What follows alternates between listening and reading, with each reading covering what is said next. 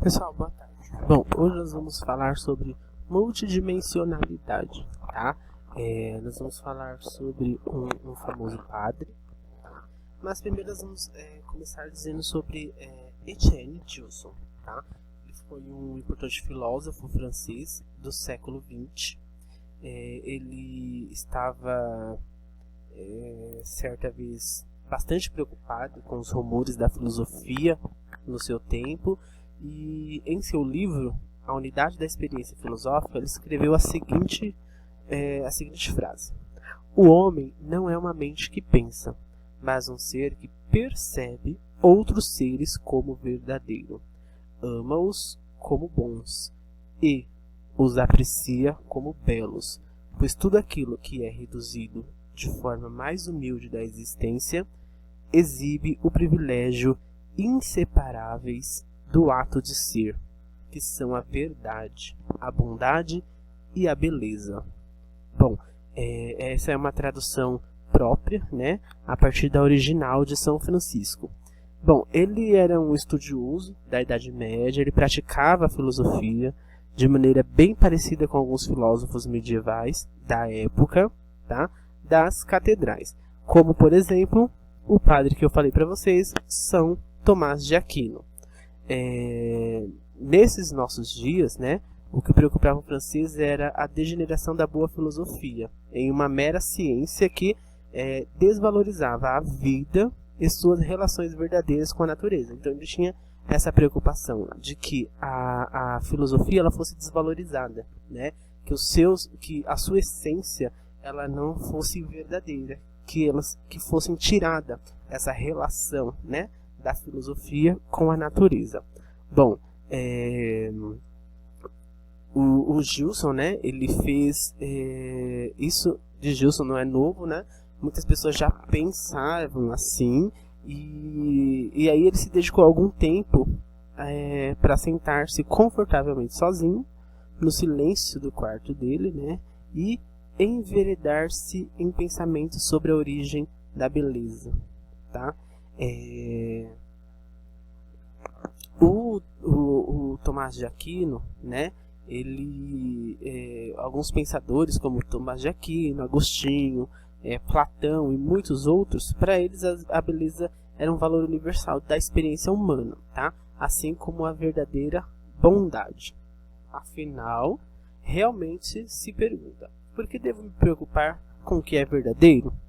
E talvez a beleza esteja na mesma categoria, algo que simplesmente, pelas nossas experiências de ser, buscamos pelo bem dela própria e por nenhum outro motivo a mais. Por que acreditar nisso? Por que isso é verdadeiro? Simplesmente. Por que apreciar isso? Por que é belo? E isso por diante, valores universais, tá? Então, você vai ver, né, experiências das páginas dos capítulos anteriores. Você vai passar o olho lá pelas imagens, as iluminuras, nos ícones bizantinos e murais, na arte românica, tudo o que vimos até aqui. Quando você terminar, você vai voltar à leitura a partir do próximo parágrafo. Então, você não acha que a beleza caminha junto com a verdade? As imagens que você viu deixaram de fora alguma parte importante da realidade? Onde estão as pessoas que vemos todos os dias? As paisagens de onde vivemos, a natureza, as cidades caóticas e belas, os mercados, os políticos. Será que os artistas dos 10 primeiros capítulos da era cristã não se atentaram para isso? Então, tudo isso nós vivemos, né? Seja o lado bom ou seja o lado ruim.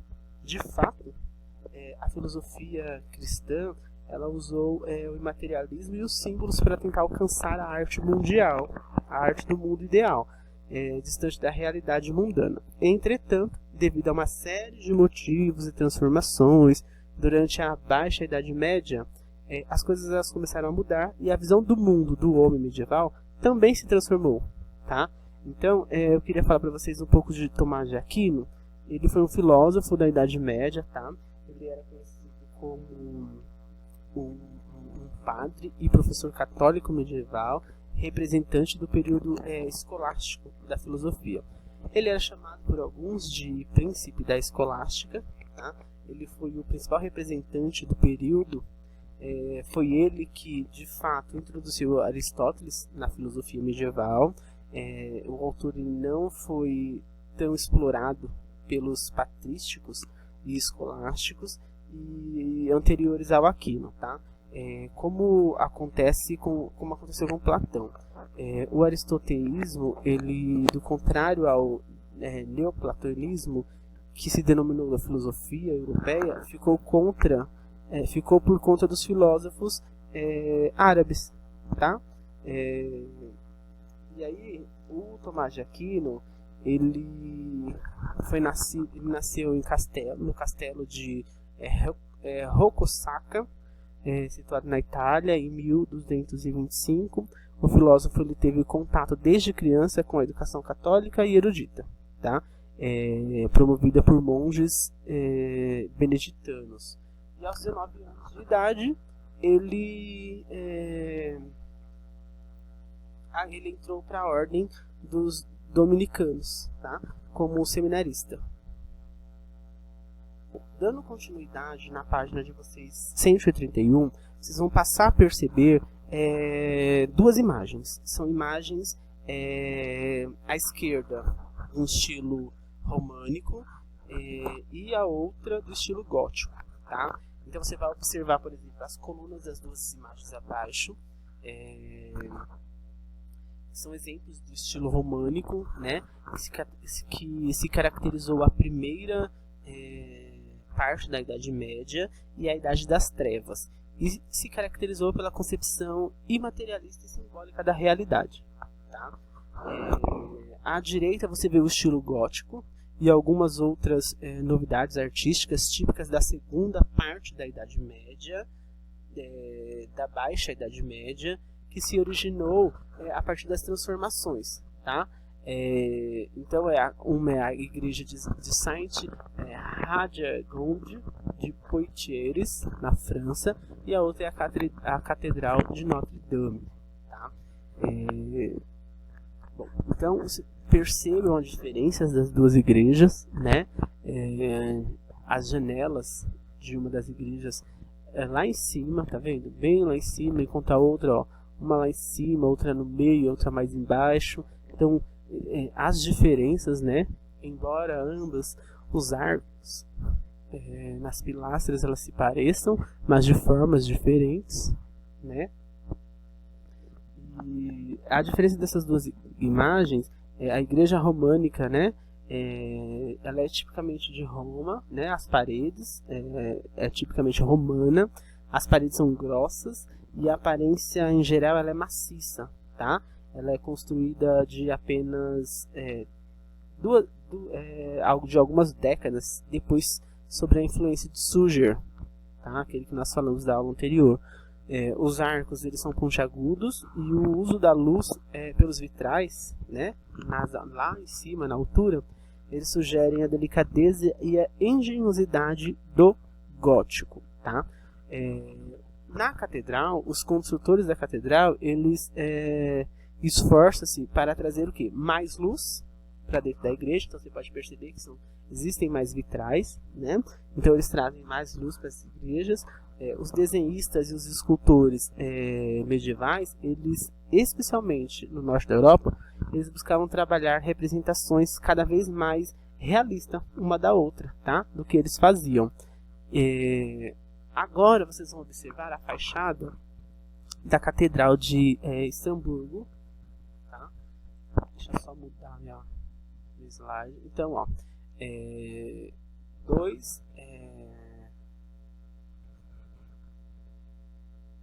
aqui de um lado você vai ver detalhes da Catedral, né, de Estrasburgo, que eu estava falando para vocês, e do outro a cura do homem nascido cego, tá? Então, acontece que, enquanto os construtores das catedrais eles se esforçavam para trazer mais luz para as igrejas, os desenhistas e escultores medievais eles buscavam trabalhar a reprodução cada vez mais realista na arte que faziam. Então, esses detalhes que vocês estão vendo na Catedral de Estrasburgo, tá? Estrasburgo. E a outra é a mesma complexidade, né? Ela era empregada em alto vitral gótico, tá? Ela aparece nos traços detalhados de barbas das mãos das figuras, enquanto a sua forma, por exemplo, de coluna aparece andar de mãos dadas com os arcos pontiagudos da igreja. E aí você percebe esses arcos, né? Que parecem a junção de vários arcos, né? E a igreja de formas diferentes. E é um modelo de pintura, né? De Dúcio, que você observa aí, a cura do homem nascido cego, tá?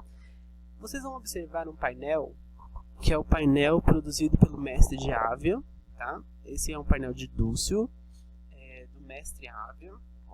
Esse painel há uma naturalidade nas formas, então você pode perceber as formas, elas são mais orgânicas, são livres, é uma forma mais solta, tá? Que o artista pintava. O painel, ao fundo, você vê a obra, né? Você nota imediatamente o avanço rudimentar das perspectivas, então você pode ver que são várias perspectivas, então uma frente, o plano de fundo, tá? E aí eu acho que você já deve ter percebido que as transformações da arte medieval não são poucas, tá? As transformações da arte medieval, elas foram bastante e foram se transformando, tá? Então, talvez você não se surpreenda, mas você vai ver dois detalhes de tapeçarias, tá? Então, sentindo a realidade. Então aqui, acredita que as peças eram produzidas por mulheres nobres, tá? Em Normândia. Então são detalhes de tapeçaria, tá?